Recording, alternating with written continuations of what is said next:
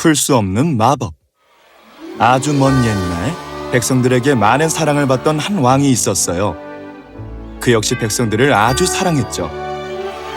그의 삶은 매우 행복했어요. 그래서인지 왕은 결혼하는 것에 대해 굉장히 부정적이었어요. 사랑에 빠지고 싶다는 생각 또한 한 적이 없었죠. 하지만 백성들은 그의 결혼을 바랐어요. 그리고 마침내 그는 결혼을 하겠노라고 약속하였죠. 그렇게 그는 사랑하는 여인을 만나기 위한 기나긴 여행길에 올랐어요. 운명의 사랑을 찾아 떠난 왕은 오직 한 명의 시종만을 데리고 다녔어요. 비록 아주 영리하지는 않았지만 감각이 좋은 시종이었죠. 그는 여러 나라를 돌아다니며 사랑에 빠지려고 열심히 노력해봤지만 모두 허사였어요. 여행을 시작한 지 2년이 됐을 때쯤 그는 집으로 돌아가기로 했죠. 그런데 그때 어디선가 고양이의 날카로운 울음소리가 들려왔어요. 그 거북한 소리는 점점 가까워지더니 머지않아 숲속을 지나가는 수백 마리의 스페인 고양이들이 나타났죠. 그들은 서로 바짝 붙은 채 한 방향으로 뛰어가고 있었어요. 고양이들 뒤로는 보라색 정장을 입은 두 마리의 거대한 고릴라가 잉글리스 마스티프를 타고 장난감 트럼펫을 찢어지게 불며 다가왔죠. 이 몸은 잉글리스 마스티프를 타고 다니는 거대한 고릴라님이시다. 고릴라들 뒤로는 똑같은 보라색 정장을 입고 각각 늑대, 고양이 등 위에 올라탄 20명 정도의 난쟁이들이 따라오고 있었어요. 왕과 그의 시종은 이러한 보기 드문 광경에 넋을 잃고 멍하니 바라보고 있었죠. 그리고 얼마 뒤 호랑이 등 위에 올라탄 아름다운 한 여인이 지나갔어요. 우연히 그녀를 본 왕은 첫눈에 반해버렸죠. 그는 가슴이 떨렸어요. 방금 지나간 저 아름다운 여인은 대체 누구지? 다행히도 왕은 무리에서 멀어져 쉬고 있는 난쟁이를 한 명 발견했죠. 방금 지나간 호랑이를 탄 여인은 누구인가? 당신이 지금 밟고 서 있는 이 땅을 소유한 왕의 딸 무트노사 공주님이십니다. 공주님은 사냥을 무척이나 좋아하셔서 지금은 토끼를 쫓아가시는 중이었죠. 왕국으로 가려면 어디로 가야 하는가? 어서 알려주게. 그는 몇 시간 더 달려 그 왕국에 도착했어요. 왕은 도착하는 즉시 왕과 왕비를 찾아 자신을 소개했죠. 왕이 자신의 소속 그리고 이름을 밝히자 그들은 그를 두 팔 벌려 환영했어요. 사냥에 성공하신 것 정말 축하드립니다, 공주님. 하지만 그녀는 대답하지 않았어요. 가끔씩 그녀가 말을 하려고 할 때면 이상하게도 갑자기 그녀의 부모님이 대화 도중에 끼어들어와서 그녀의 말을 황급히 가로막아 버리곤 했어요. 너무 사랑스러워. 너는 평생 저렇게 아름다운 여인을 본 적이 있어? 뭘 고민하는 건데? 공주님 정도면 충분히 아름답다고 생각하지 않아? 물론 아름답죠. 하지만 사랑에 빠지려면 외적인 것을 넘어설 무언가가 필요해요. 솔직히 말씀드리면 공주님은 제가 봤을 때 너무 무뚝뚝하신 것 같아요. 무슨 소리? 그녀는 그저 우아한 것일 뿐이야. 그 이상도 이하도 아니라고. 아무리 생각해도 그녀의 말을 가로막는 가족들의 행동이 좀 수상합니다. 그 시종은 눈치가 정말 빠른 사람이었어요. 하지만 사랑에 빠진 왕에게는 결국 부채질을 하는 꼴밖에 되지 않았죠. 그로부터 하루 뒤 그는 무티노사 공주에게 간곡히 청혼을 하였어요. 일단 청혼은 두 가지 조건 하에 받아들여졌어요. 첫 번째는 결혼식을 당장 내일 바로 올려야 하는 것이었죠. 두 번째는 공주님이 완전히 그의 부인이 되기 전까지 그녀와 말해서는 안 된다는 거였어요. 그의 시종의 반대에도 불구하고 왕은 이에 동의했죠. 그리하여 그가 부인이 될 때 공주님에게서 처음 들은 말은 네. 결혼식에서의 첫 마디였죠. 하지만 시종의 걱정은 이내 사실로 밝혀졌어요. 여왕이 된 공주는 왕국에서 하는 일을 사사건건 전부 반대하며 아기를 품고 못되게 굴었죠. 어느 날 사냥을 나간 그녀는 길을 걸어가던 한 할머니를 마주쳤어요. 왕비에게 절을 하고 다시 걸어오던 할머니를 향해 그녀가 소리쳤죠. 너는 내가 여왕인 걸 모르고 있는 거야? 어떻게 감히 더 고개를 숙이지 않는 거지? 여왕님, 제가 제대로 교육을 받아본 적이 없어서 그렇습니다. 여왕님께 예의를 저버리고자 한 행동은 절대 아니었어요. 어딜 감히 말대답을 해! 저 노인을 말에 묶어 우리나라에서 제일 가는 춤 선생에게 데려가 어떻게 하면 예의 있게 절을 할 수 있는지 알려줘야겠어. 제게는 저를 지켜주는 요정들이 있습니다. 제게는 저를 지켜주는 요정들이 있습니다. 당장 묶어라! 그래요. 하지만 저는 분명 경고했습니다. 여왕은 곧장 말을 재촉했지만 말은 출발하지 않았어요. 그는 움직이다 말고 갑자기 동상으로 변했죠. 이건 또 무슨 일이야? 못된 여인! 당체의 왕관을 쓸 자격이 없군. 당신의 편견을 갖지 않으려고 했건만 여태 들었던 소문이 다 사실이었구나. 직접 겪어보니 아주 잘 알겠어. 네 눈으로 요정들을 보고도 비웃을 수 있나 한번 보자고.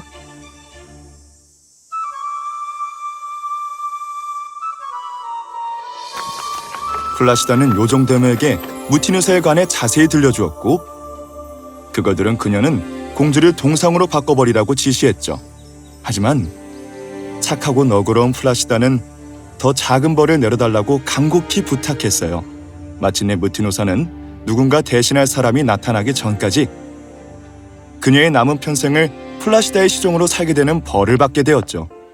이로써 너는 내 하인이 되어야 하지만 네가 왕족에서 자랐다는 걸 고려하면 이 변화가 내게는 너무 큰일일 수 있으니 내 너에게는 오직 방 청소와 강아지 목욕만을 시키도록 하겠다.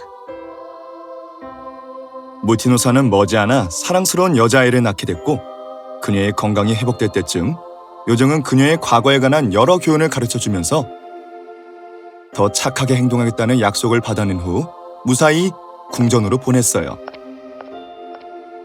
하지만 플라시다는 갓 태어난 공주님을 도저히 잊을 수가 없었죠. 그녀는 그 소중한 나이를 지킬 대모로 어떤 요정이 가장 알맞을지 생각하고 또 생각했어요. 마침내 그녀는 2명의 착한 요정을 골랐죠.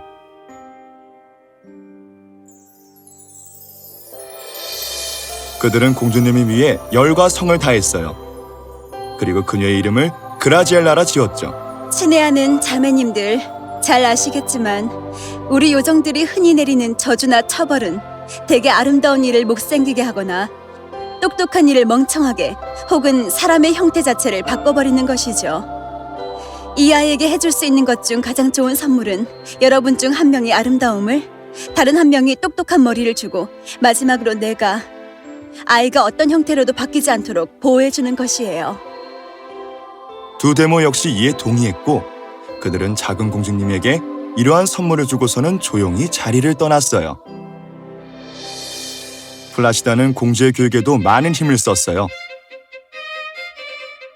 그녀의 좋은 교육을 받은 공주님은 사랑스럽게 잘 자랐고 공주가 아직 어렸음에도 불구하고 그녀의 명성은 지나치게 과할 정도로 멀리 퍼져나갔어요.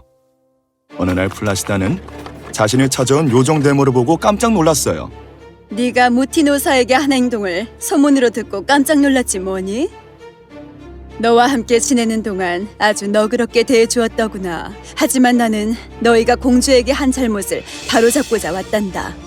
너는 공주가 사랑스럽고 똑똑하고 또 다른 형태로 변하지 않도록 주문을 걸었더구나. 공주를 마법의 감옥에 가두도록 하마.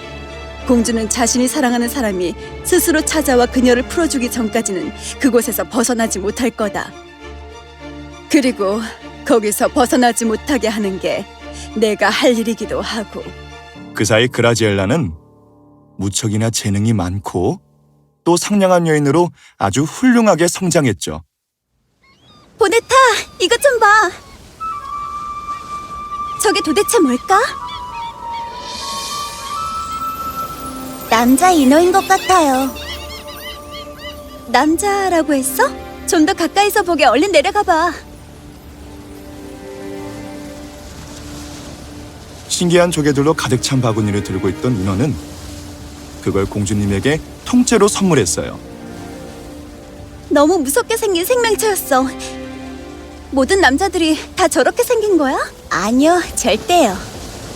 그라지엘라는 그가 가져다주는 선물을 정중히 받았어요. 그 후로 인어는 매일 밤 찾아와 소라 연주를 하거나 창문 아래 바다에서 다이빙을 하며 재주를 부리곤 했죠.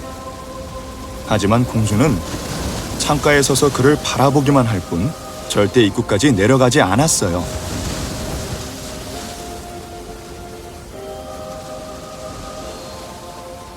어째서 이런 성은 저희같이 물 없이는 살 수 없는 인어들이 다 같이 함께 지낼 수 없게 되어 있는 걸까요? 보네타는 그들을 성으로 초대했어요. 그들은 물이 가득 채워진 성의 낮은 장소에 자리를 잡게 되었죠. 도망치실 만도 하죠, 공주님. 수많은 사람들이 당신과 결혼하자고 달려들었을 테니까요. 하지만 제 동생 역시 공주님에게 푹 빠져버렸답니다. 이 얘기를 들은 공주는 인어에게 이렇게 된 경위를 들려주었고, 인어는 공주의 얘기를 듣고 매우 안타까워했죠. 언젠가는 아마도 이 역경에서 벗어날 방법을 찾으실 거예요. 이제 보니 내가 처음 생각했던 것만큼 끔찍하지 않은 것 같아. 앞으로는 우리끼리 외롭게 지내지 않아도 되겠어. 다행이에요. 정말 희망적인 사람들이지 않아요? 공주님께 반한 저 인어는 어떻게 생각하세요? 절대 사랑할 순 없어. 하지만 잘 이용해 볼 수는 있을 것 같아. 그 후로도 인어는 종종 찾아왔고, 올 때마다 그녀는 동생의 사랑을, 그라지엘라는 감옥에서 벗어나고 싶은 그녀의 솔직한 마음을 털어놨죠.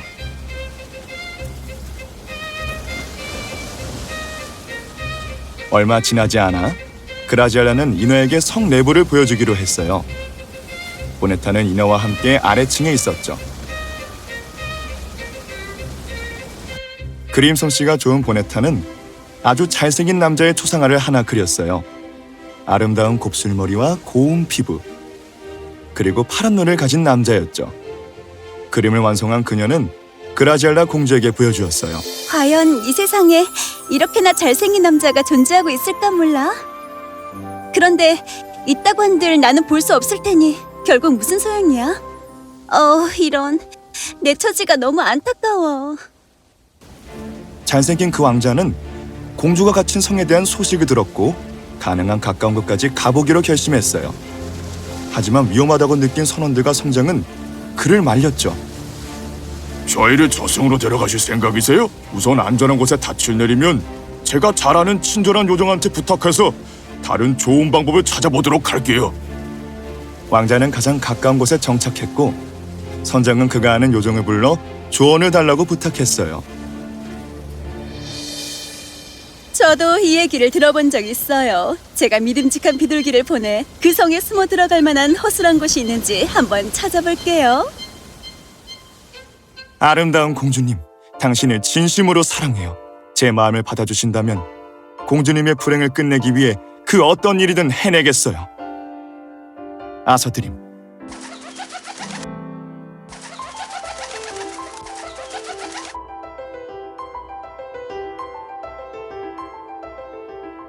저를 사랑한다고 하셨지만 당신의 얼굴을 직접 보지 않고는 믿을 수가 없네요. 이 비둘기를 통해 당신의 자화상을 보내주세요. 제가 그걸 돌려드리면 희망을 버리시고 제가 가진다면 알게 되실 거예요. 그라지엘라 드림. 1시간 정도 흐른 뒤 요정의 비둘기는 다시 날아왔어요. 이번에 왕자의 자화상을 들고 말이죠.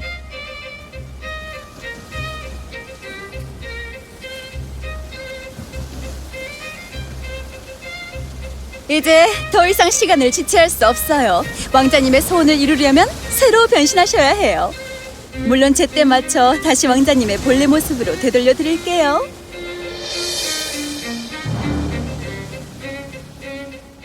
작은 새에게 입을 맞춰주세요. 그러자 공주는 갑자기 피곤함을 느끼며 이끼 침대에 누웠어요. 바로 그 순간 공주의 마법이 풀린 거예요. 그러자 성 역시 기다렸다는 듯이 부서지기 시작했어요. 보네타는 사랑하는 공주님과 함께 최후를 맞이하기 위해 서둘러 성의 꼭대기로 올라갔어요. 도착했을 때 그녀는 용맹한 여섯 독수리가 이끄는 베네치아 유리마차에 타고 있는 플라시다 요정과 친절한 요정을 마주치게 되었죠. 어서 올라타렴. 성이 곧 무너지고 말 거야.